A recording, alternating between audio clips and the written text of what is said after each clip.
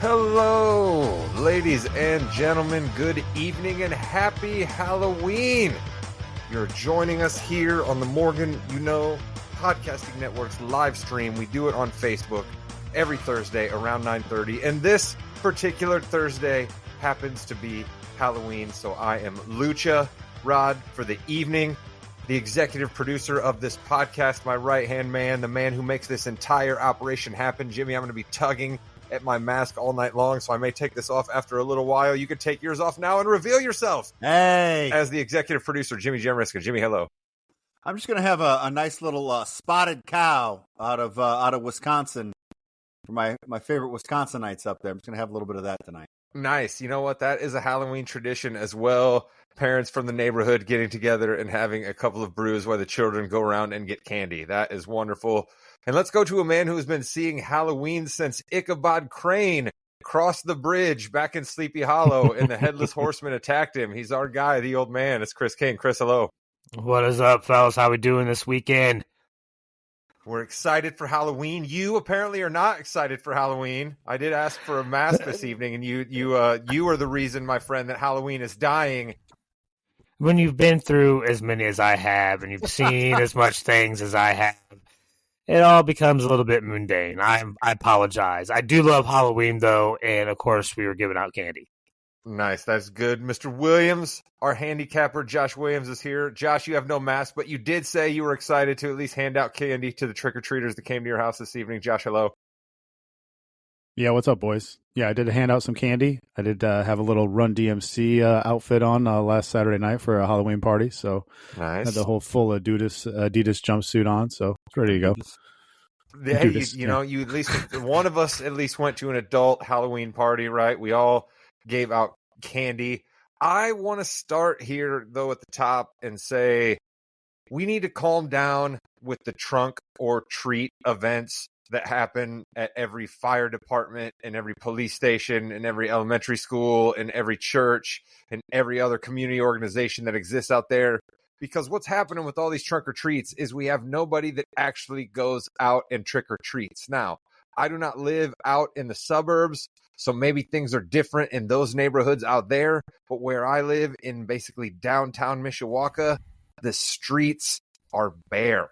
All right, I'm talking ghost towns, tumbleweeds. I was disappointed. We had 3 bags of Reese's peanut butter pumpkin to give out this evening, and we only were lucky to give out 2. And the only reason we cashed out the second bag, Chris, is because we gave like 7 or 8 to the last trick-or-treater of the night. What has happened to all the trick-or-treaters, Chris? I think it's location, Rod, because my neighborhood was rocking tonight. I kid you not, it was rocking. So you're saying I should take up my beef with just the city of Mishawaka? Well, probably, because I've lived in the sticks as well, That's true. Like way out there, where you don't have neighborhoods, and you need those types of events, where you the don't trunk have or treats. Where you only have oxen. I can't take the horse and carriage, 50 miles around the way to find 5 neighbors. So we have to have like the trunk and treat so everybody can get together in one place. Okay. It doesn't make us. I get the ease, right? I'm just saying, doesn't it kill the overall spirit of All Hallows Eve? Again, the origins of all of this. So, I mean, aren't we killing the spirit?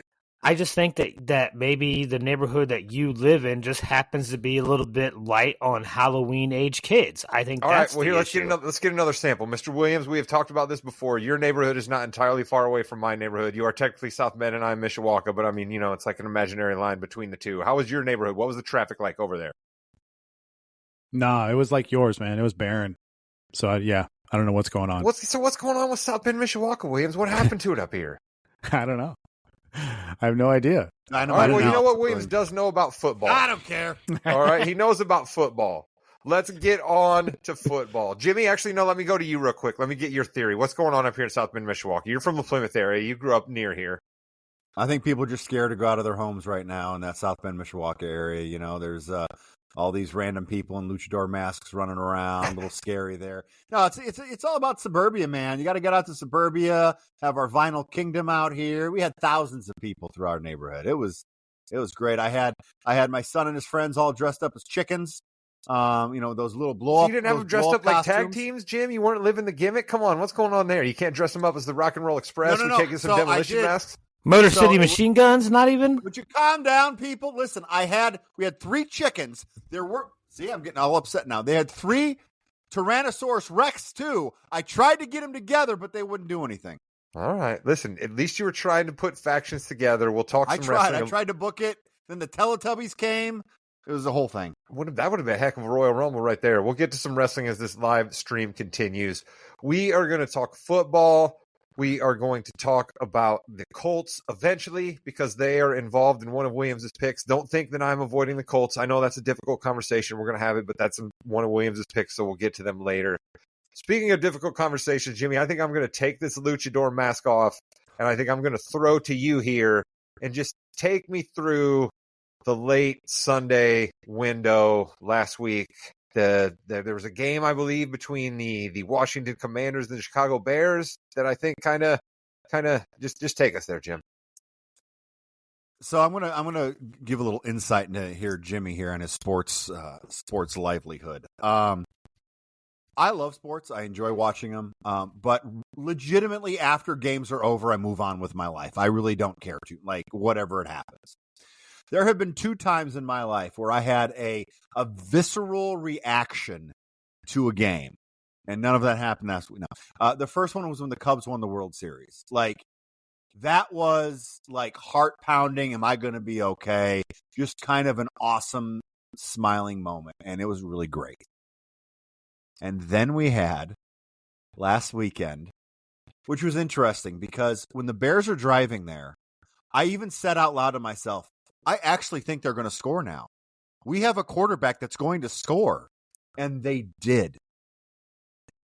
And then that Hail Mary took the life out. Seriously, I do not react that bad. I was sick to my stomach after that. And that's before I saw the Tyreek Stevenson stuff. Oh, yeah, that's what I was going to say. Williams, I'm sure you felt a little bit similar to Jimmy. Take us to when you then saw the video start to come out of the way your cornerbacks comported themselves. Particularly, I guess, one quarterback, Tyreek Stevenson, comported himself before that play. It's just terrible. I mean, there's so much to get to. The coaching from this team is absolutely pathetic. Shane Fraudron, he's back. We all thought Shane Waldron was back because they played Carolina and Jacksonville. Shouts to Chris. He said that last week. He said, the Bears haven't really played anybody. And I was like, nah, they're back. Shane Fraudron, back with a vengeance, calling up back-to-back quarterback draws in the fourth quarter, gaining a total of 4 yards. And then Bill Barnwell wrote a great article on this from ESPN. He went back and searched the NFL database. Could not find any instance where a player over 300 pounds had a carry for their team while trailing in the game.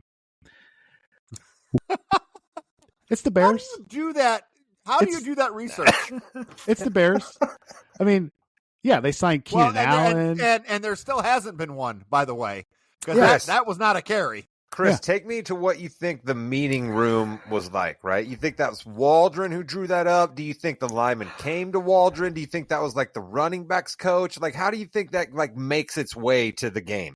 Nope. That's something where they're giving a bone essentially to the offensive line coach. All right, there's a guy that's his pet.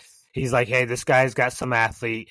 They think maybe he's a Vincent Wilfork or somebody else like that, or a TJ Watt, and they want to get him out there and give some love to the big guys. Because let's be honest, we do love big guy touchdowns, all right? We do love big guy celebrations, so we like that. You never see it when you're trailing, though, unless you're going for that special 2-point conversion, a la the Lions or something to that effect. You don't see it at all. And I also don't like that play design either. So that may have been some more fraudulent. Nobody, Jim, nobody is confident enough to stop Waldron from even dialing that up. No one's confident enough to get across the microphone and be like, guys, really? I mean, how does that happen, Jimmy? You have a running back that you pay to score touchdowns from the 1 yard line. Like, that's what he does. He gets like 3 carries a game. He scores a touchdown and gets 1.5 yards. Roshan Johnson. That's what he's there for. DeAndre Swift has had a great game. But no, let's give it to guys who's never carried before. That right there is probably that's the worst call of the day of the game, no question. The letting them get the 15-yard pass on the play before the Hail Mary might have been the second worst call of the game. But like, why are we doing this? You're shooting yourselves in the foot. You were there. Caleb Williams had an absolutely horrendous game, a horrible game, worst game he's played until the fourth quarter when he came. The defense stopped them the whole game. They gave up field goals. They didn't give up anything else. So what do we do on the last couple of plays, the most important plays of the game? Oh, let's play off again. Let's play off. Let's give them time. Whatever. Romo was on that. Shout out to Romo who called that out. He's like, no, I don't think we do the Hail Mary here. I think we do. And he basically called exactly what happened there. Williams, I want you to tell me what's the bigger breakdown. Letting him scramble around for 13 and a half seconds because you had a guy spy him for no reason and you only rushed 3? Or is it, again, we know Tyreek Stevenson shouldn't have been doing what he's doing, but also I think the guy's name is Byard. He rushes that pile too quickly, right? Shouldn't he be looking for somebody behind him instead of rushing that pile? Which is the bigger breakdown there on the actual Hail Mary? To me, it was the play before. It was the play before. That's not what I asked you. We just talked about that. No, not enough. Not enough, man. Let's circle back. You're supposed to be a defensive coach. I mean, you cannot give them a free 13 yards there. Devin McCourty talked about this immediately on the Sunday Night Studio show. He said Belichick would call that the no easy 5 yards. What does that mean? The other team had no timeouts left. You put 2 corners on each side, one at 5 yards, the other at 12 to 15 yards, and they sit on the sidelines. Jaden Daniels has a rib cartilage injury. Very painful to rear back and throw it deep the length of the field. Romo said this. They go from the 36 to the 49. And by the way, Daniels, even after getting to the 49, didn't get the Hail Mary to the end zone. So, Matt, please tell me how Daniels is going to go throw the ball 64 yards in the end zone if you defend the play previously properly. So I know like Jane Daniels is under like Paul Bunyan territory right now, but I'll tell you one thing he's not doing with that rib cartilage injury. He's not Uncle Rico. He's not throwing it over the mountains. I mean, Eberflus the next day in his presser, the media asked him why no corners up on the sidelines, the play before the Hail Mary. He doubles down on it. He says that the play didn't matter, that they would have thrown the Hail Mary and got it to the next play. I'm sorry. Does he not know how like math works, how physics works? Like Stevenson, what he did was terrible. At least he like went on Twitter and apologized. Like Eberflus had the whole flight home to figure out what he was going to say to the presser the next day, and he doubles down on it and says, no, that wasn't the wrong play. I mean, this dude is 3-17 on the road straight up in his career as a Bears coach. He's 0 for his last 17 on road Sunday games. By the way, we have a road Sunday game coming up. So this dude should not have come back. You cannot bring him back. He's not an NFL coach. He's terrible. Wow. He's a bum. He's bozo. Whoa. Hey, so like quick production note we'll do here for the people. Williams, when I ask at the beginning of the podcast before we start recording if you got anything you really want to get to, like maybe that's the time you tell me you have the cannon to unload on Eberflus and I can set you up for it, all right? I mean, my goodness, my guy, if you tell me that, then I would have set you up that way. Like, Here's the thing that drives me nuts about this, all right, is like I've been watching football for a long time, okay? And we have known forever that this type of defense at the end of games doesn't allow you to keep your lead. You are playing to not lose instead of playing to win. When you are successful on defense for 55 minutes of an NFL game, why in the world do you all of a sudden change in that last 5 minutes or that last drive to let somebody do this? Williams is right. You don't give them that easy out. You don't give them those easy 15 yards. You don't play not to lose. You play to win the game. Don't do that prevent defense anymore. It never works. There you have it. That's the take on the Bears game. Chris, I had a question for you about your Cowboys before we get Williams' picks. Did you happen to catch an ESPN article that was written by, I can't think of the reporter's name at the moment, and I apologize, but it was written about tours that are given of the Dallas Cowboys facility. Did you happen to read that article?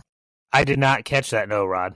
All right, sounds kind of like it's trivial, right? But basically, this article ends up being a 4,000-word article that kind of basically tells the story that, like, the Dallas Cowboys are not a serious football team, and they're not going to be a serious football team as long as Jerry Jones continues to run them, right?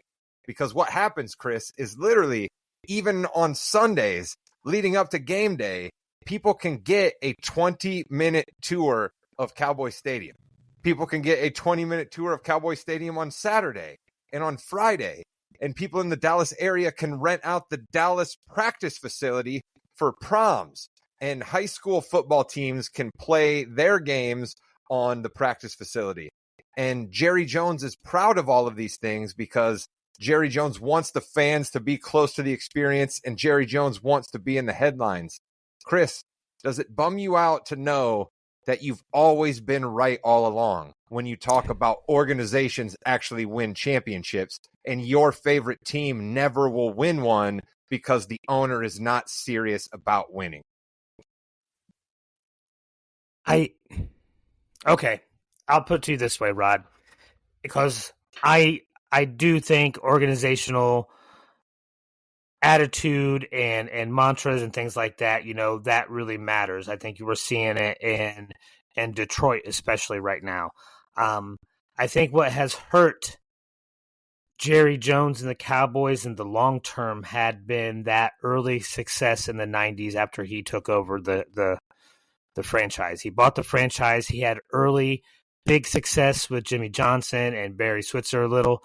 And I think that maybe satiated his appetite for the drive of winning, and as a fan, we get complacent because we see like, okay, we're winning 12 games a year, 10 games a year. We're in the contention to win our division every year.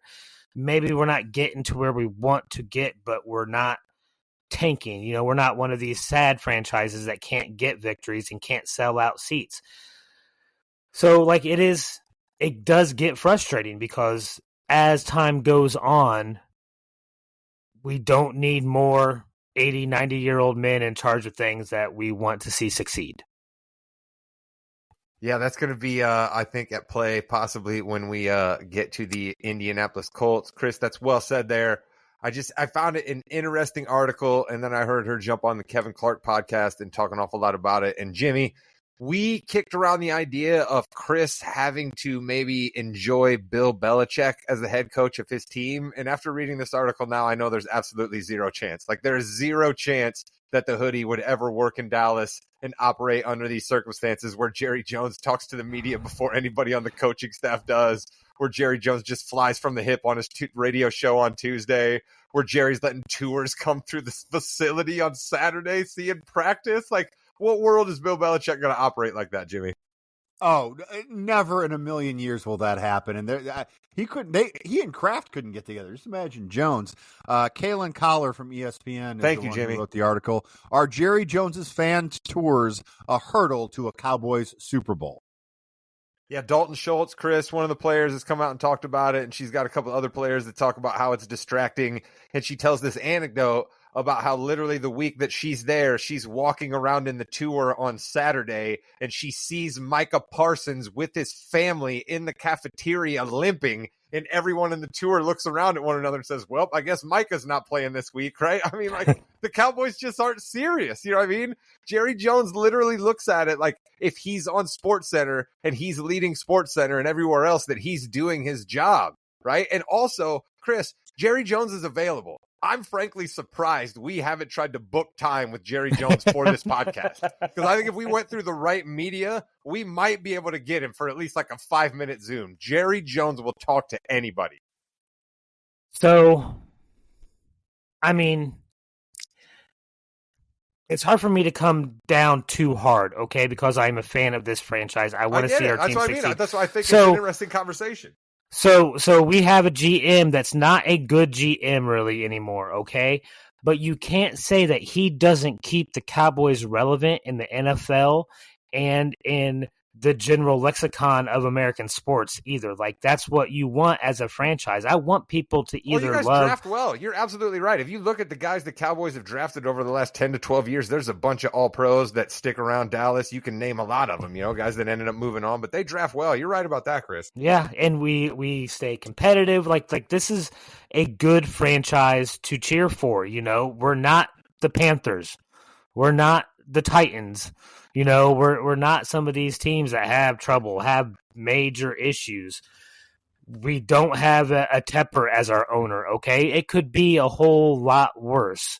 So, yes, maybe it is a little bit of hindrance. I also know that even when the Yankees were under the Steinbrenner regime, there was a certain element to having to play under him.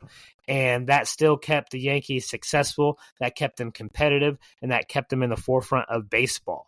So, as a fan of the Cowboys, I want that to continue happening.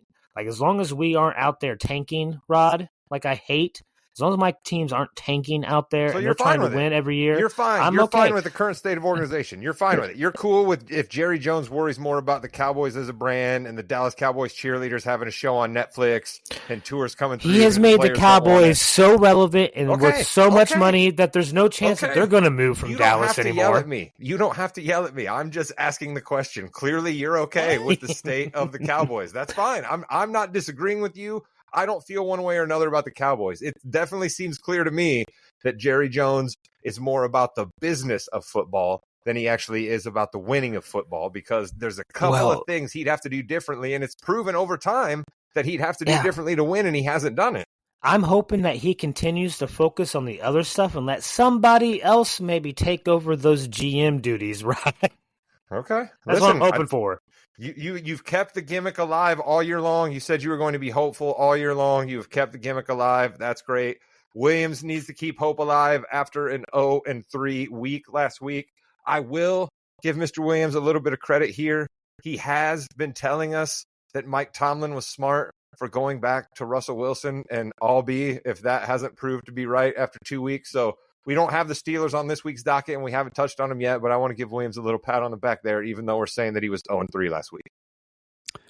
Yeah, I mean, I know Simmons sometimes says that he has a team that just has a season from hell year. This is my season from hell betting with the NFL against the spread. I mean, lost 3 games by half a point, lost another game by a last second play, and then this last week lost a play because the NFL doesn't have cameras at the goal line of an NFC South game on top of the division, Atlanta and Tampa Bay. That's unexcusable. That's just unexcusable. What is going on? I mean, all the money that goes into the NFL and all the money that goes into broadcasting it and all the instant replays we have. I mean, come on.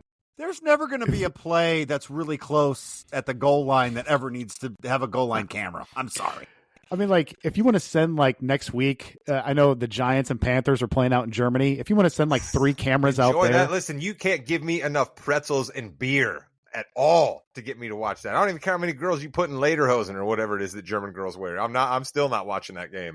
That's what I'm saying. If you want to send 3 cameras out there for that game, fine. I mean, we're talking about the NFC South division title. I mean, Kyle Pitts dropping the ball. We all called trash, to be fair, at the beginning of the year, right? To be fair. Multi-billion-dollar company. Not million, Rod, billion. And we can't get a camera at the goal line? You know what I almost forgot, though, real quick, Williams, before you start your picks? Jimmy Jam, update us on the Wins League, all right? I'm all in on the Wins League because I think I actually have a chance in this yet. So let's go. And also, I love laughing at Chris, and he's been doing horribly. So let's hear how that's going. And for those of you watching, just remember we have the fast break coming up with some breaking news. A huge star goes down. Who will that be? And then we also have WWE Crown Jewel we're going to talk about. We got a lot to go through today. Big night. We have our Wins League. Chris King, you have 22 wins. You do understand it's week 9, right, Chris? Not very good. Not very good. 22 wins for Chris. I was helping out Williams, all right? I took the Jets from him so he didn't have to have this other thing on top of his losing streak. So I was trying to be nice. Charity. That was charity. Okay. The Rod, second place with 32 wins. Let's Excellent go. work there, Rod. Let's go. Lions and Packers, those NFC North teams really helping you out. Jimmy with a huge week last week, 33 wins. My Texans, let's go. Wait, you got 33 wins last week? Somebody should check the counting on that. How'd you get 33 wins last week? My last pick, the Commanders aren't doing too shabby either. But of course, the man who should win, the man who will win, the man who is winning with 36 wins total, Josh Williams. So wait, I'm only one behind you, Jimmy? Let's go. You and I are going to be locked in an absolute battle. cage match here. This is the only thing going well for me this year is this wins league. If only Vegas would have taken some action on the Morganino Podcasting Network Wins League, you'd be doing great. Yes. It just missed out on the WNBA 35-1. I did hit 6-1 Dodgers in 5 last night. So shout What's out. That? I know Rod 6-1 doesn't. Dodgers in 5. What are you talking about? What's that? Rod doesn't like any baseball talk. It's a whole thing. Is the World Series finally over? Did they give that to somebody?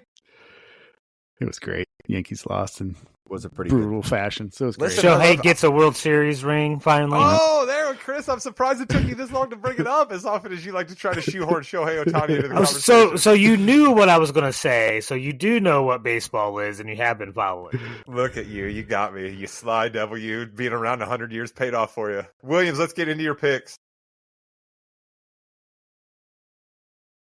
Yeah, I try to.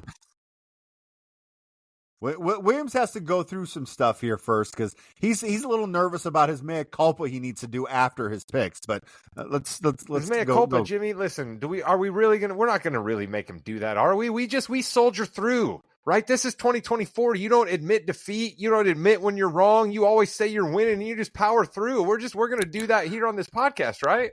Why do you got to bring up the past, Jimmy? We have to address our most viral moment ever in the podcast. Yeah, that's true, Jimmy. Let's say let's tell the people what we're referring to here. They can follow us on TikTok now, I believe, right? What's the TikTok handle? Those that are listening, the throngs of Morganino fans. Where can they find us on the TikToks? As an old man would Pod. say. Let's go TMYK Pod on TikTok and Packers Nation. Welcome to the TMYK podcast. Williams was not very happy a couple weeks ago, or last week, with the Packers and some game management.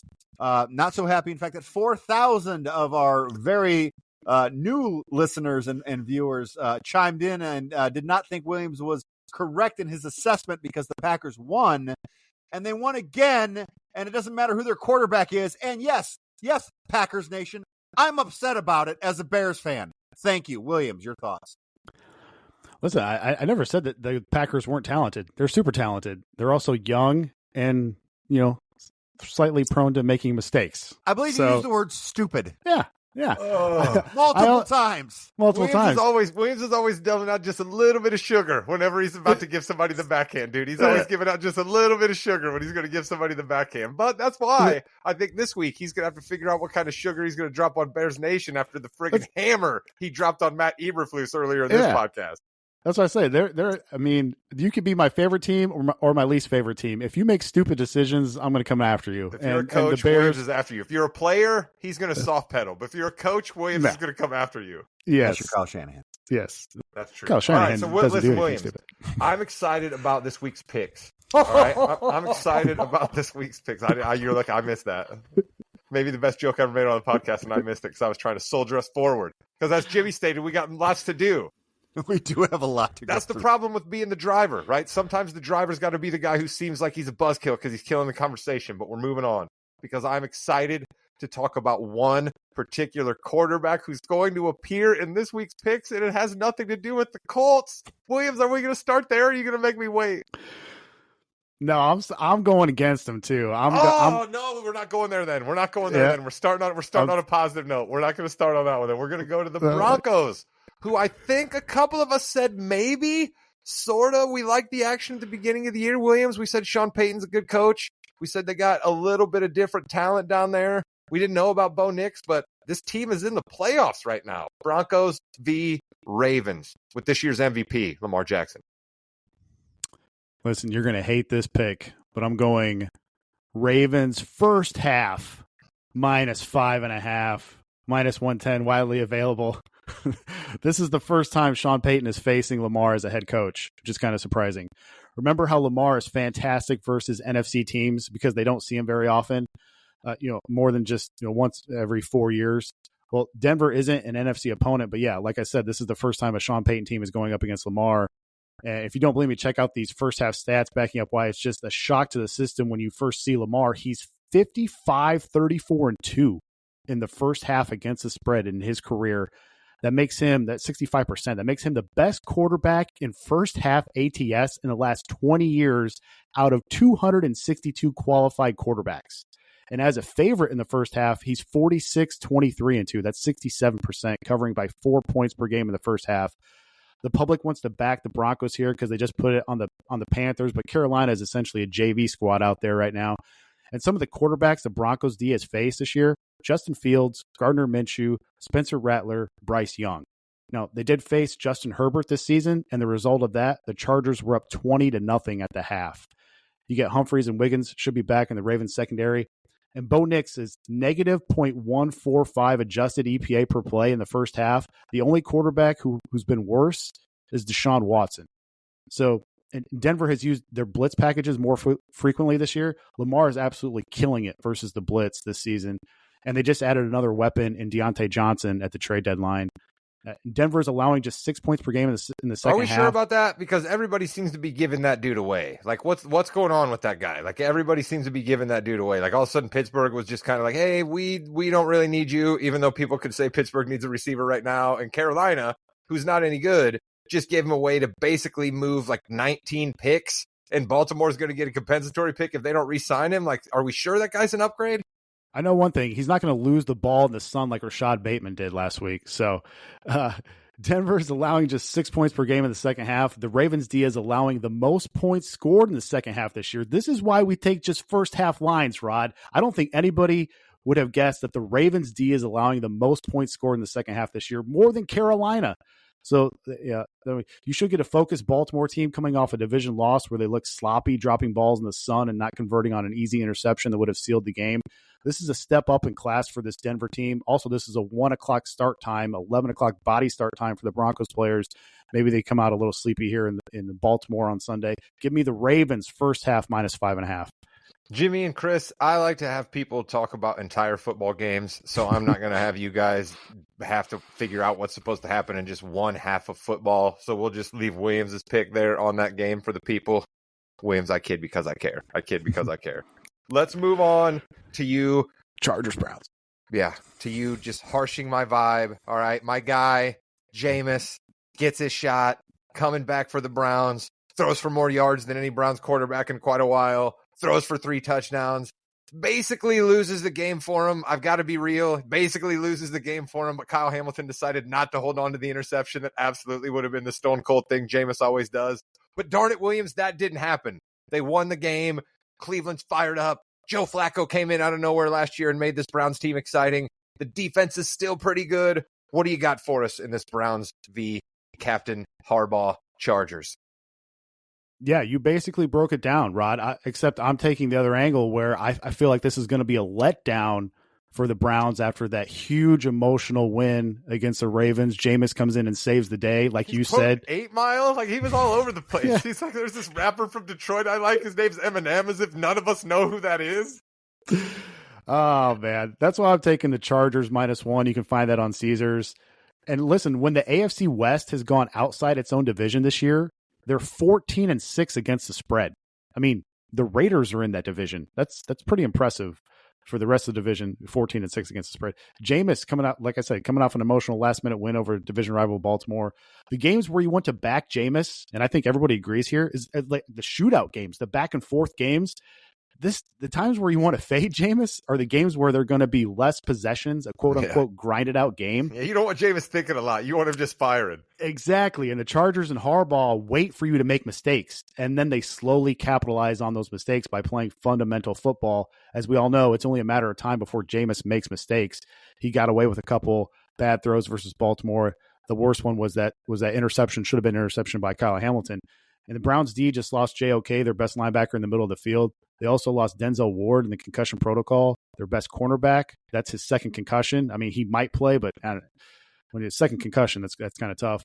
I Greg see. Roman has dialed up the passing for the Chargers the last couple of weeks. Average yards per play for Herbert since they came out of the bye has steadily went up. That was a wild statement that you just made right there. Greg Roman's been dialing up the pass. Yeah, and this Chargers defense, the team plays very slow. I get it, but they are number one in scoring defense and number one in least amount of points allowed per game. And we got to throw in some ref stats here. Bill Vinovich's crew is calling this game. Home teams last year went Vichy, my guy. Home teams last year went just 5-10-2 against the spread with him calling games. That's a good omen for the road Chargers here. This feels like a huge letdown spot where the Chargers are going to take the air out of the building early and often. Give me the Chargers -1 in Cleveland on Sunday. Now, Chris, I go to Jimmy an awful lot for rulings on this podcast, but Jimmy is involved in this, so I'm going to go to you for a ruling here, all right? Jimmy went all in on the Browns, but I think he kind of went all in on the Browns with a different quarterback. So, like, where do we come down? Like, is Jimmy still allowed to, like, trumpet this pick from the top of the mountains if Jameis somehow turns this around and Cleveland makes a run? Like, where are we at on this? Well, Jimmy and Williams both touted the Browns as winning the AFC North. So I think they both have to ride or die no matter who the quarterback is. I think either way, you may win more games with Jameis, but you are going to lose a lot of games with Jameis as well. That being said, I can't root for the Browns, though, Rod, because I've been against them ever since they treated Baker like an unwanted stepchild, all right, and then signed Deshaun Watson. We are pro Baker on this podcast. I can't be a fan of the Browns, but then again, you have a West Coast team traveling to the East Coast to play a 1 o'clock game. This is catnip for you. This is catnip. And I can't go. I don't see the Chargers being able to pull this one out. I think Jameis is going to get another win somehow, and Rod's going to absolutely love it, and he's going to be licking his fingers next week. All right, Jimmy Jam, you are an expert in the world of wrestling. We're going to talk some wrestling here very soon. I like that, Chris. I saw what you did there, but I was again driving the show. Crab legs. Jimmy, we're about to essentially the Browns are the rematch for you here, right? You know wrestling, we always get the turnaround match, right? They're gonna have to hype a promo for one PLE, and then we're gonna turn around and we're gonna do the rematch, but we're gonna have to cut new promos. So Jimmy, I'm gonna give you the mic here. You're ready for your Browns are gonna dominate with Jameis Winston remix. Go. I am so much more in on the Browns now than I was at the beginning of the season. Deshaun Watson, maybe not the MVP of the year. Might have gotten that wrong. Okay? Might have gotten it wrong. Jameis Winston, though, threw for more yards in the second half of the fourth quarter than Watson did in the past 3 games. He's lively. People love him as a teammate. He's really excited to be there, unlike someone else. I think this is the fire that the Browns need. Yes, they will lose 3 games because Jameis Winston actually throws the interception, but they're going to win 6 when he doesn't. So let's go Browns. I have them going all the way to just missing the playoffs. There we go. Jimmy's remixed promo. I loved it. Williams, you broke that down really, really well there. We are unfortunately going to have to keep our analysis on this last game rather short. That's a bummer because nothing real big is going on in Indianapolis, right? There's not a thing at all we need to talk about going on with the Colts. Is there, Williams? Is there anything happening with the Colts I should be aware of? Yeah, man, you're not going to like this one either for 2 reasons. I'm taking the Vikings -3 in the first half. Oh, come on. -120 on Caesars. Let me tell you why. You've got a really good coaching staff on both sides of the ball here for the Vikings, getting extended rest, coming off 2 losses. Now the Vikes are at home. The game was flexed into prime time, Sunday Night Football. Crowd will be rocking. The media made the Colts make this switch, which in essence showed their hand early on who was going to start for them. Now Flores has known since Tuesday that it's going to be Flacco. You've got an O-line that's injured now with Indy, and Flacco has struggled versus the blitz this year. O'Connell has been the best play caller in the first quarter this year, been a really good play caller in the first half when he scripts the plays. Like I said, he gets extended rest to go up against a defense that doesn't bring any pressure, who sits back and just takes it on the chin, doesn't make any adjustments. And if Gus Bradley does if Gus Bradley does, it's usually too late. So Minnesota has played the 4th toughest schedule of opposing offenses so far this season. Even the Vikings D has been much better in the first half. Minnesota has been winning their first halves by over a touchdown on average. They've only trailed at the half once, and that was to the best offense in football in Detroit. Their other 6 games, they led by an average of 10 points per game. They led by 6 or more in 5 of those 6. And the Colts' first half offense, 27th in EPA per play, 31st in success rate. They did not lead at the half facing the Dolphins' backup quarterback or the Packers' backup quarterback. The scripting here, the spot here, the Colts' early down offense has been awful for Flacco. And JT's rushing success much better when Richardson is on the field compared to Flacco. Flacco had a great game, but that was against the Jags, who have a horrendous D. You might have a rookie left tackle here. People forget that Flacco was out of the league for 20 months. I think they're overestimating Flacco here. This is a tough spot for the Colts in the first half. Give me Minnesota -3. Yeah, no, it's a tough spot for the Colts. Is pretty apropos there. Jimmy Jam, when you got the news, your thoughts. I'll reserve mine until the end here. I think you have to make the move here because Anthony Richardson is still not mature enough, I think, to lead the team. And when he came out and said the reason he tapped out was because he was just tired, I think that, as you know, with 53 people on that roster who are dying to do the best they can, they're getting hit, they're tired, they're hurt. Just to have them just take himself out, which is something you don't do as a quarterback. Receiver, running back, happens all the time. No question about it, but not the quarterback. He should have at least been intelligent enough to say, hey, I got the wind knocked out of me. I had to take a breather real quick. I think you make this now if you want to do anything this season. But again, you do it now, but you're just doing it so then you can lose in the first round of the playoffs maybe. You got to make the call, though. You got to do it. Chris, you're a Colts fan. What'd you think when you heard the news? It's the wrong move. Listen, there needs to be a reprimand of some sort. He needs to make atonement to the guys in the locker room, all right? I don't think benching him and making him the second string is quite right. I mean, maybe you make him set out that first series, then you put him back in the game, you know? Treat him like he's back in college. Like, hey, you messed up on the team rules. You let down your fellow players. You're not starting this first series. Something like that. You know, make it like, hey, he's got to learn his role and know what he has to do to lead this team. And that wasn't a leadership moment that he had. You know, do something like that. Don't just bench him and make Flacco the starter. We're not winning the Super Bowl this year with either one, right? I would tend to agree with you. Okay, then what are we doing but hurting his development? And maybe we do have a quarterback development problem in the NFL because we're seeing a whole lot of young quarterbacks just flail lately. See, I think the Colts have a good quarterback room. I think the fact that they've kept Sam Ehlinger around for a couple years speaks to that. They understand how important it is to have quarterbacks around. This, to me, it leaves me scratching my head. Because, Jimmy, I completely understand what you're saying, right? I think I heard again, I'm going to shout out my guy, Kevin Clark here, but I just think he's really smart on football. There's like 20 guys almost on every NFL roster that like their NFL future could be 30 days, right? Like that's just the thing that us average NFL fans don't think about, right? These guys can be cut. They can not catch on with another team. They can catch on a practice team and then they're done. You know what I mean? So like there's guys in there that are fighting to try to put together tape, right? They're trying to get that next contract, to try to make sure that they can get on with that next team, right? Because that's the only way that they're going to be able to get any kind of a paycheck, right? So I get that aspect. But who's making this call here, okay? If it's Chris Ballard, I really don't understand it because Chris Ballard gets more of a leash if he sticks with his young quarterback that he made it a point to draft last year at the 4th pick, right? And if it's Jim Irsay, I guess I understand because Irsay is an absolute loon who dips his hand in Colts business all the time, and the Colts are not a serious organization. If I'm going to call the Cowboys out for not being a serious organization for Jerry Jones early in this podcast, I got to do the same thing to the Colts. Irsay is just not serious. He's shown it numerous times over. But does he honestly think that this team's going to win the Super Bowl with Joe Flacco?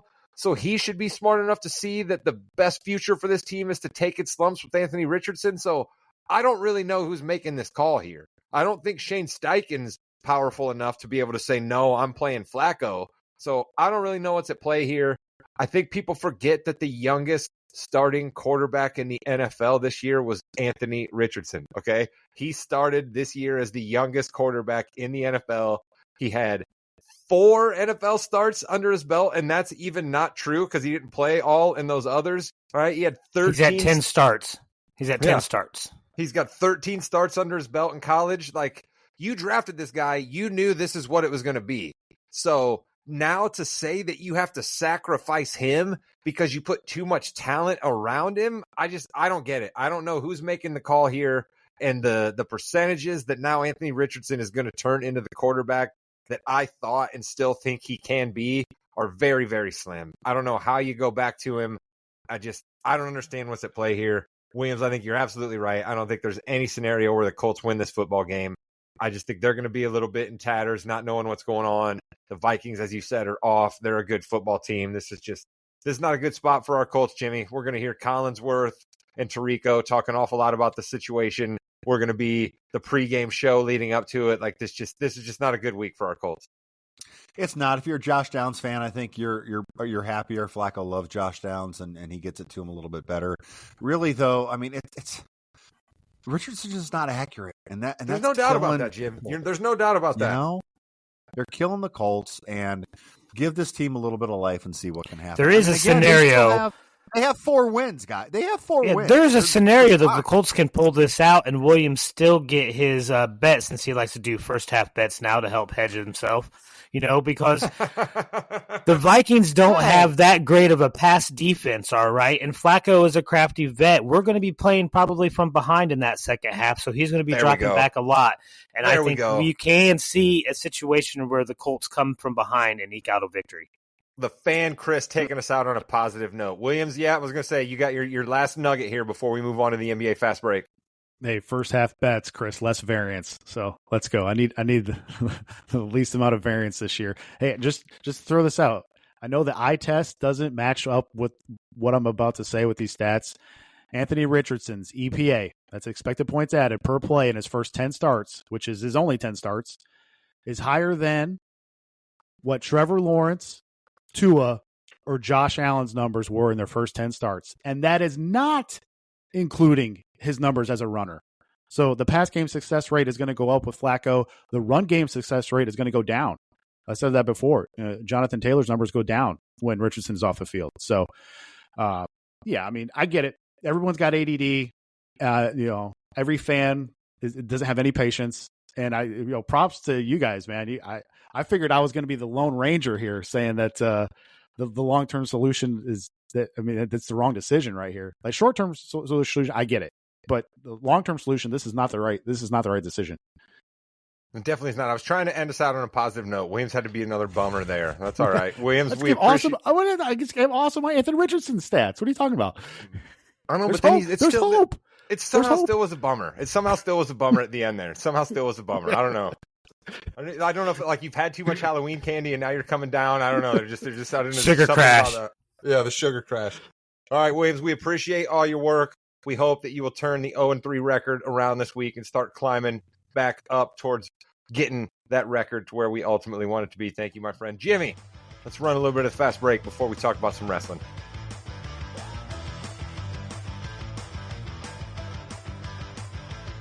Welcome to the Fast Break, the fastest 15 minutes in the NBA, and this is our Week 1 review of the National Basketball Association. I'm with Chris and Rod.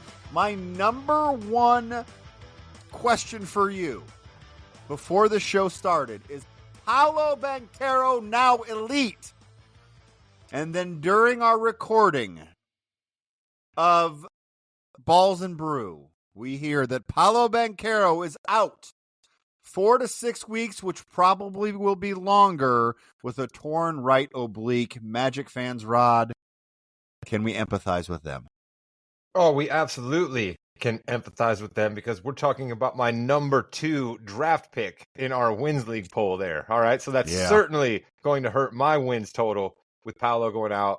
Just dropped 50 on those pesky Pacers. Been looking really, really good. Sad news for Magic fans. Chris King. Yeah, I mean, unfortunately, that's how the NBA is now, right? Especially on some of these young teams where they have that one guy they lean on pretty heavily to carry them through the bulk of their season, and Bobo's that guy, right? And without him, they're going to have to dig deep to try to find an identity for themselves if they want to stay competitive. Yeah, Wendell Carter Jr. is going to have to do a lot more offense than he has in the past. And then one more quick injury to talk about. Zach LaVine, I know, shocking. He could be out for a few days because he has are you ready for this? I need to take a minute. Acromyoclavicular, I knew I got it wrong, sprain in his left shoulder. I didn't know any of that existed except the left shoulder part. So congratulations, Zach LaVine, for coming up with a new injury there. I mean, I wonder if we're going to see more of this out of Zach LaVine. Like, I wonder if he just wants to stick around Chicago and he's just going to keep being like, oh, man, all these nagging injuries come up. I like the pizza. Yeah, they're never going to be able to fully shop him. Maybe that's what we're getting out of Zach LaVine here, because that sounds made up to me. Yeah, I think his next contract's going to be a pay cut, right? Oh, it's definitely going to be a pay cut. It's probably going to be on another team too. Bulls actually starting off pretty good. Chris, I'm going to give you a little bit of easy money here. How are you as a Pacers fan feeling right now about the start to the season? A little apprehensive. There's a couple games where you don't want to see your star player, not score. You don't want to see that. Valid. That's not great. We're still having the same issue we had last year. Our defense isn't up to par to what it needs to be. Defense is kind of down across the NBA so far, though. So maybe it doesn't affect us, but we need to win some of these games that we've lost early, all right? We need our stars to produce consistently, not just here and there, but like night in, night out, raise their level to be more of an elite type player. I'm talking to you, Tyrese.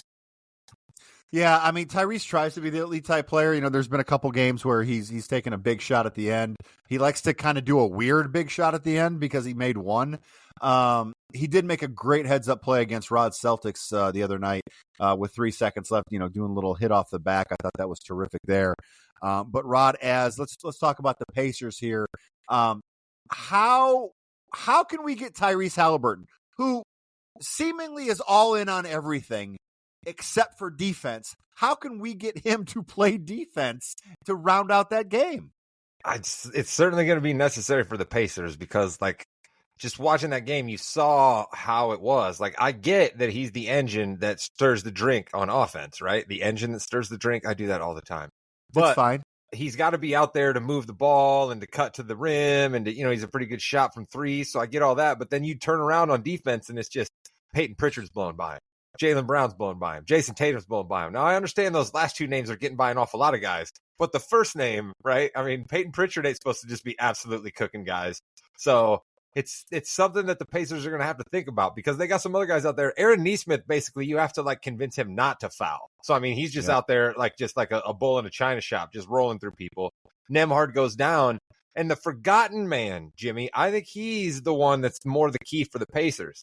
Benedict Mathurin just steps in the starting lineup, drops 30 points, right? He didn't even play in the playoffs for the Pacers last year. So Siakam, if he slows down a little bit, which he showed signs of until the Celtics game, I think that's cool. Halliburton, better defense, Mathurin equals. I think the Pacers are going to turn this around. I think Pacers fans should be excited about what they've seen because even the couple games they lost, they were in.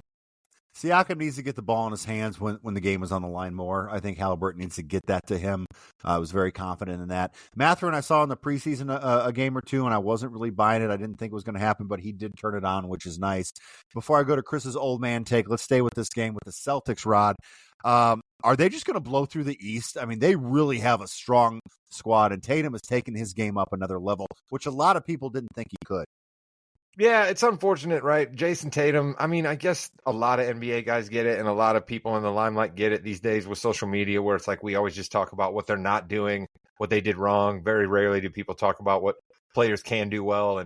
But I just feel like with Jason Tatum, it just focuses on the negative so often, right? The only way a Jason Tatum conversation gets framed is, why is he not a top 5 player? You know what I mean? Why did he get benched in the Olympics? It always seems to go that way for him. And he just seems to come out and rebound better than any wing player in the NBA, right? He can play just as good a defense as anybody who doesn't make an all-defensive team or as a defensive player of the year type candidate. He can absolutely bury clutch three-pointers. I mean, the guy does everything that he's supposed to do, and the Celtics, I don't know how you beat them, right? I don't know how you beat them. Now, I'm not saying they're going to win every game and absolutely trollop through the playoffs, but when they're moving the ball and they got 4 guys out there or 5 guys in some situations that can absolutely shoot threes, and they got dudes who are willing to give up the shot and move the ball. Like, it's like that Spurs team, Jimmy, right? Nobody thought the Heat could be beat, and then the Spurs beat them because they had a team full of guys that were just willing to move the ball around the court. And the Celtics have better talent at all of those guys who are willing to move the ball around the court. So I'm excited as a Celtics fan. I drafted them first in the Wins League, said they were going to repeat. So I'm pumped. Let's go. Chris, do you, as someone who, well, maybe this might be your old man take, but as someone who has been watching basketball since the beginning, do you enjoy the Celtics brand of let's just shoot 1,000 3-pointers and maybe drive to the basket once every couple of plays? No, I don't. All right, I want to see ball movement. I want to see guys cutting. I want to see back cuts, screens, see defense, offense screens. I want to see guys making the defense move, making them work. I think those are where you get your easy baskets. Like, I know. Now, hold on a second. I get what you're saying. You want to see that stuff happening towards the basket, but literally everything you just said the Celtics do in their offense. They just do it for 3-pointers. Oh, they don't really do that much movement, all right? There's a whole lot of... moves around all the time. What are you talking about? Compared to what the Pacers do, no, it does not. The Pacers, they move the ball. Pacers never stop moving. Right? That's what you want to see on offense. That's a lot more exciting. You didn't want that to be dripping with homerism at all, and so you decided to go with your favorite team. I mean, they're the best, easiest, closest example that I have, so why wouldn't I use the Pacers? All right. Chris, you're amazing. Hey, give me an old man take.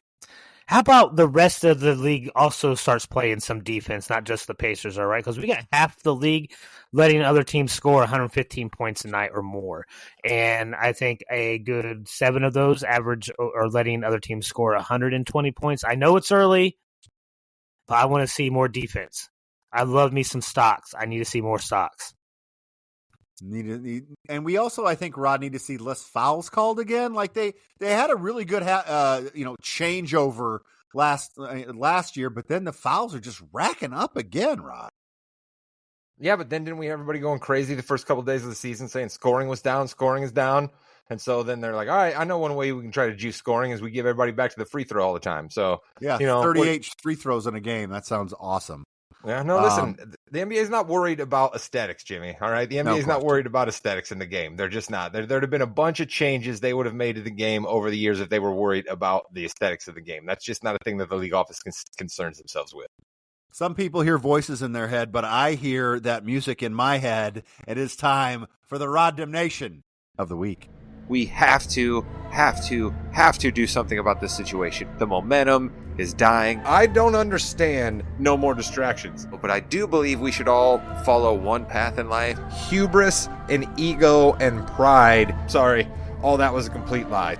Well, the Rod Damnation of the week is a little harder at the beginning of the season, right? Because the NBA is afresh with glowing expectations, right? Nobody's really that down on their team. Everybody still is a little bit like, hey, we might be able to absolutely turn this thing around. And then you have a team like the Miami Heat, where it's already trouble for the Miami Heat. And why? Because I think Jimmy Butler sent a message the opening game of the year. All right, we are honoring Pat Riley. We are naming the court in Miami after Pat Riley. We're having a halftime ceremony that almost seems like a funeral service for Pat Riley. And what does Jimmy Butler do? Go out and score single-digit points and make sure that the Heat lose. I think Jimmy Butler was trying to stick it to Pat Riley. I smell things foul down there in Miami, and I am believing more and more that Jimmy Butler, sooner rather than later, is going to pull some more Minnesota chicanery, and he is going to try to force his way out of Miami because he sees a couple possible landing spots in Houston and Golden State.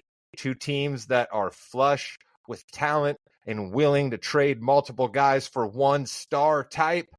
Jimmy, my Rod Damnation is a little bit of a backhanded compliment to Jimmy Butler for his sticking it to Pat Riley, I believe. So I guess Rod Damnation is technically for the Heat, but it's actually a compliment for Jimmy Butler.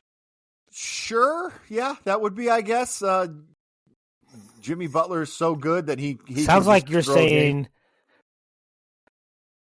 Yeah, it sounds like you're saying that Jimmy doesn't buy into the Heat culture anymore. Yes. Well, I mean, with a personality like Jimmy Butler, who's a terrific player, you want him on your team, but maybe sometimes that does kind of wear thin a little bit. It would be really interesting to see him on a team like the Rockets because they already have an issue with too many people wanting the ball. But he is the alpha.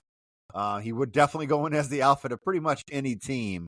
But then three of the guys that are on that team arguing about the ball are also shipped out of town before he comes in, so that already thins the numbers.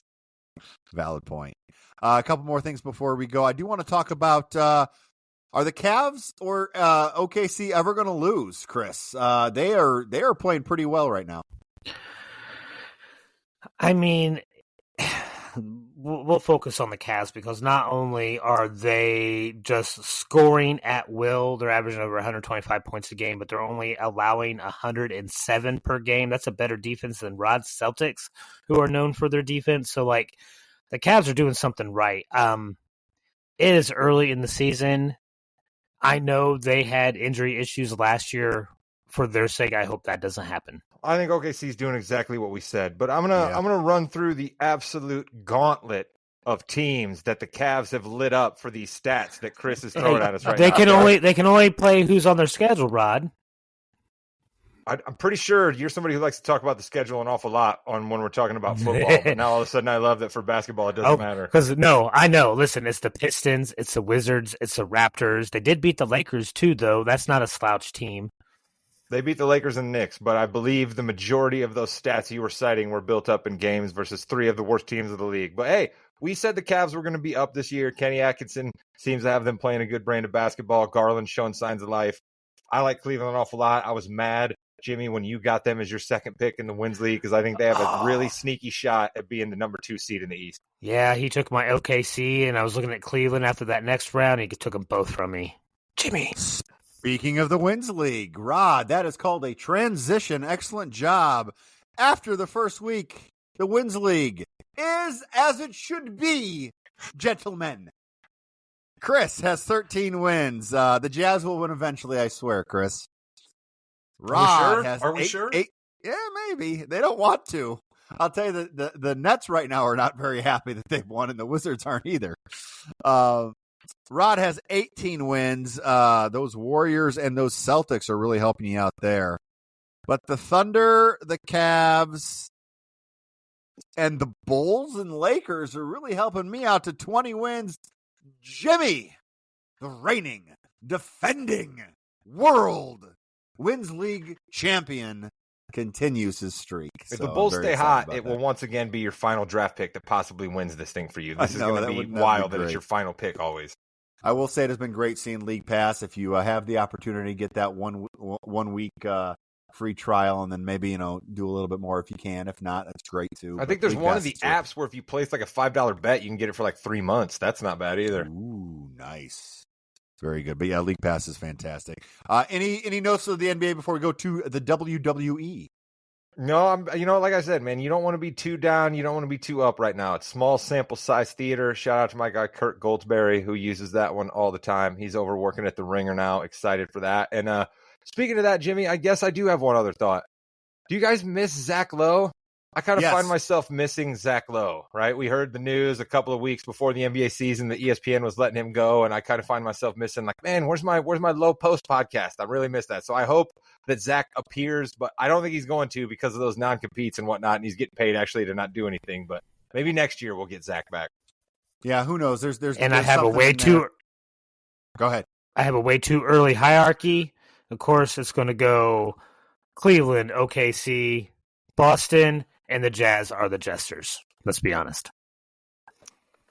And with that, you've been listening to The Fast Break, the fastest 15 minutes in the NBA with Jimmy, Rod, and Chris.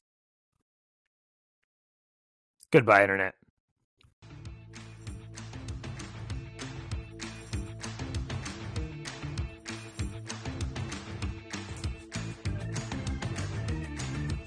Welcome to the Yeah We Know podcast, part of the More You Knows podcast network. In the ring with Jimmy, Rod, and Chris.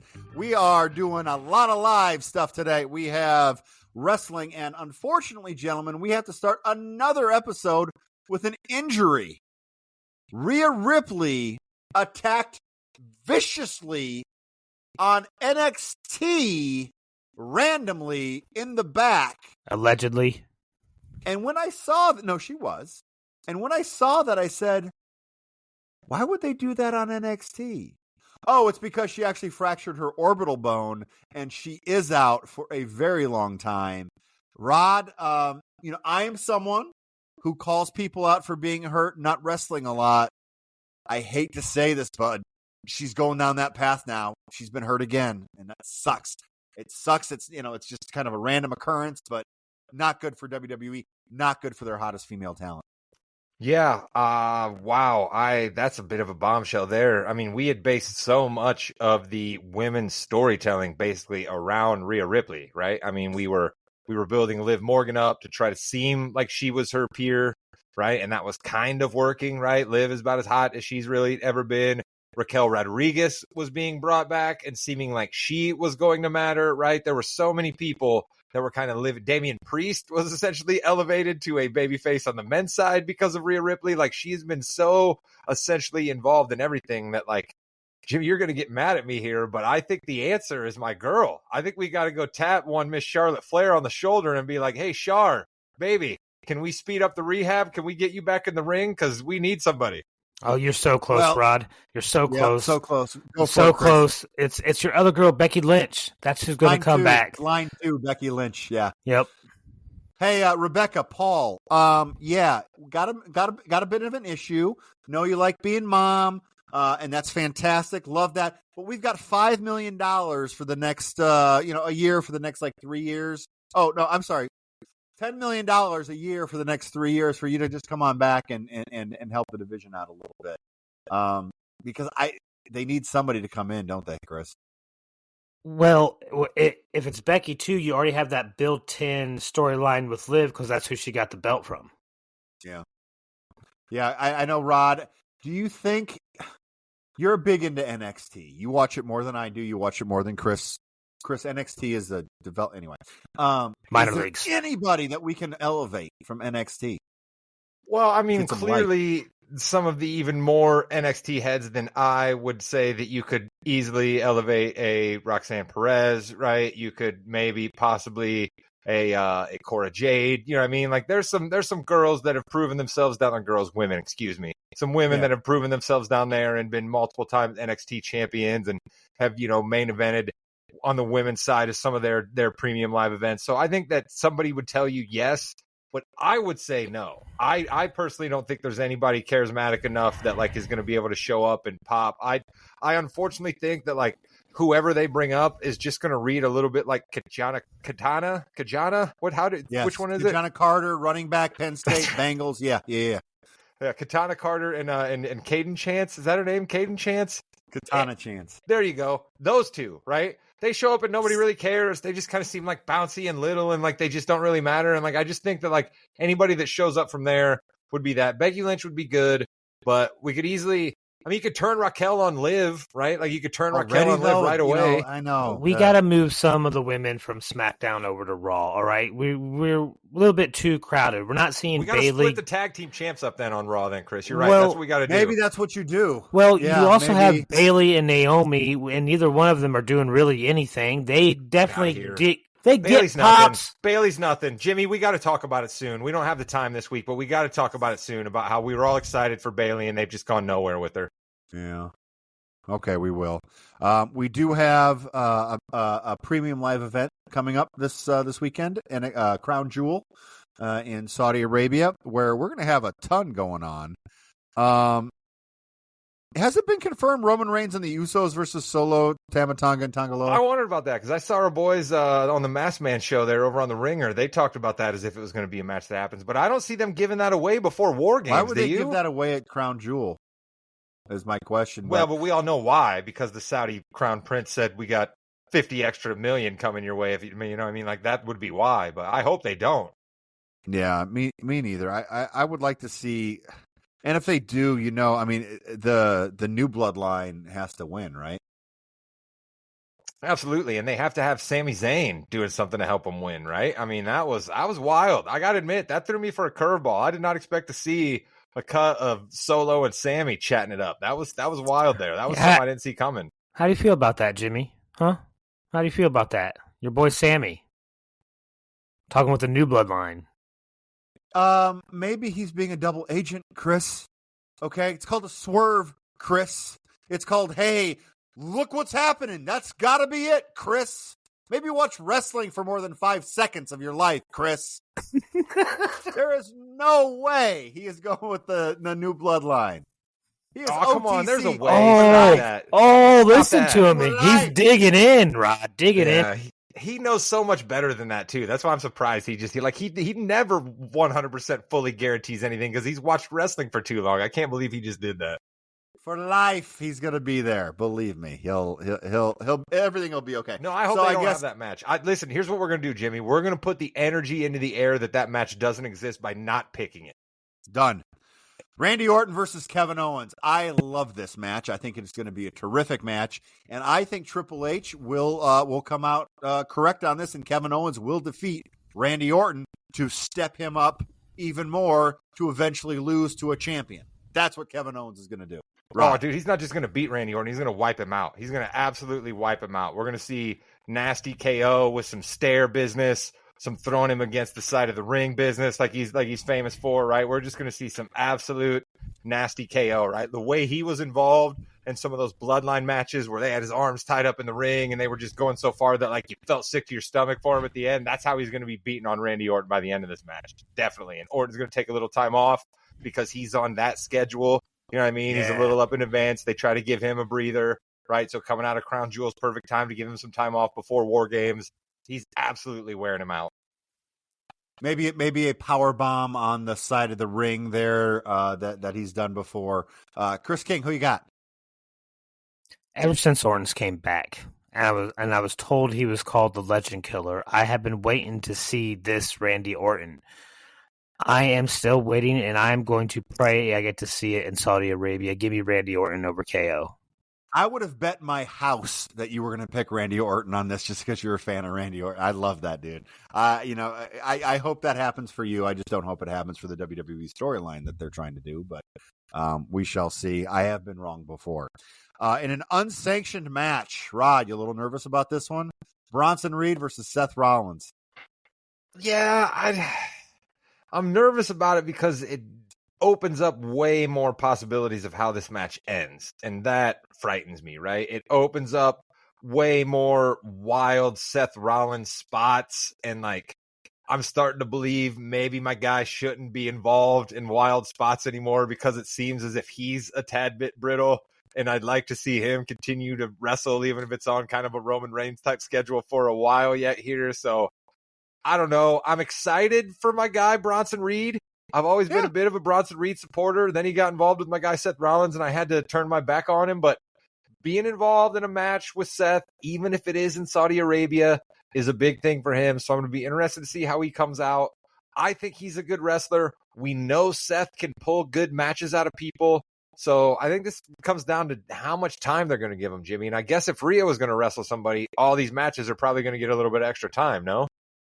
Yeah, they should, and their brawls have been fun. They really have been, and I think that is a good way to continue this storyline here. Bronson Reed really does need a big win. I think Reed wins. Who are you picking, Reed for this one or Rollins? I think everybody knows my smart wrestling take there, but I got to go with my guy Chris here and just be a fan, and I can't pick against my guy Seth. I can't pick against my guy Seth. Chris King. So I want my Becky Lynch take to come true, so I'm going to root for Bronson Reed, and we'll see Rollins get injured, and he'll have to take a hiatus so Becky can come back. For those of you that only listen to the podcast, Chris looked an awful lot like Dr. Evil when he did Injured right there. That was really, you guys should go to our YouTube channel to check that out. We have Jade Cargill and Bianca Belair defending the championships against Piper Niven, Chelsea Green, Last Legend, Jakara Jackson, Io Sky, and Kairi Sane. Four-way action here for the titles. And Rod, I'm changing my mind on this. I think they dropped the titles to maybe get one or both of them into that feud with Liv and Judgment Day. I'm going to go, man, I love Io and I love Kyrie, but Lash and Jakara. Why not? Chris? So I kind of like where you're going with that, Jimmy, but I think the tag titles stay exactly where they are. I think they end up teaming up with the Street Profits to end up having a big rivalry with the New Judgment Day. And that's what I want to see. All right. Rod, is Chris right? I hate saying Chris is right, but I don't think he is, so I don't have to. Question. It's nice. I hate saying that, so I don't have to say that here. I have two things that I want to say, right? Tell me you have a problem with the women's division by just booking a match, and then I'll give you this match, okay? I'll give you this match and just as evidence without me having to tell you there's a problem with the women's division by giving you this match, all right? And then, Chris, if you're right, I would contend that this match may be the biggest waste of time in WWE history. Honestly. It's Crown Jewel in Saudi Arabia. You guys have always told me things don't matter there. Well, but so honestly, I don't know.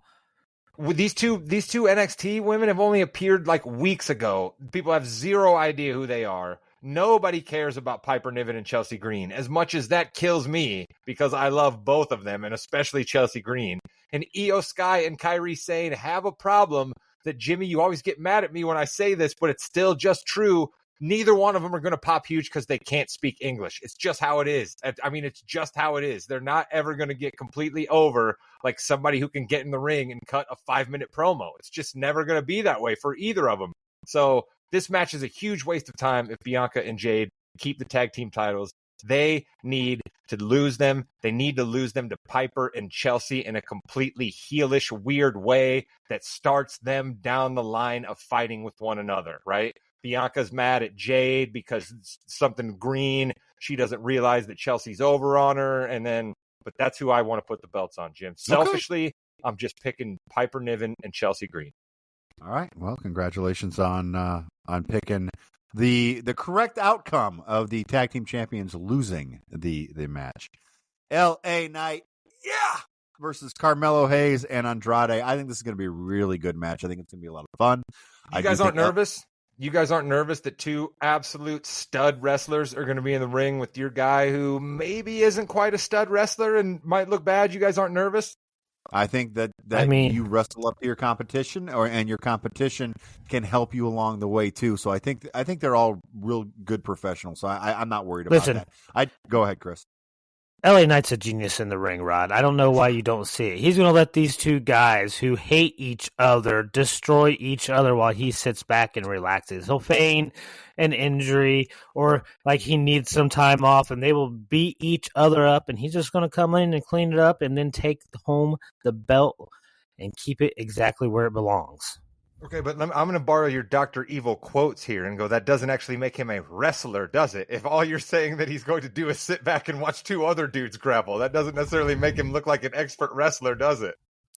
I'm pretty sure there is a lot more to wrestling than just the actual physical part in the ring. You guys have taught me that over the years. There are multiple facets to being a professional wrestler, Rod. Of course there is, but I'm talking about wrestler in quotations, right? The actual ability of being able to do moves in the ring, and LA Knight's not great at it. You guys just need to admit that. I'm not going to talk bad about my guy, Rod. Halliburton stinks at defense, and you as LA Knight fans need to admit that he's not a great wrestler. He's a great professional wrestler with tons of charisma, and we all love him, but he's not a great wrestler, in Dr. Evil quotes. Speaking of great wrestlers, Nia Jax versus Liv Morgan for the Women's Crown Jewel Championship. What a waste. And I know this is not going to happen, but I'm doubling down on this. I think that Nia Jax ends up winning this somehow, and Tiffy Time cashes in and gets the Crown Jewel Championship. That's what I'm going with. Oh, let's go. Oh, please. Let's go. I am rooting for that. 100%. We need to put that out in the aura and make that happen. But she doesn't know that's what she cashed in for until the ref hands her the belt. That's the key. I love it.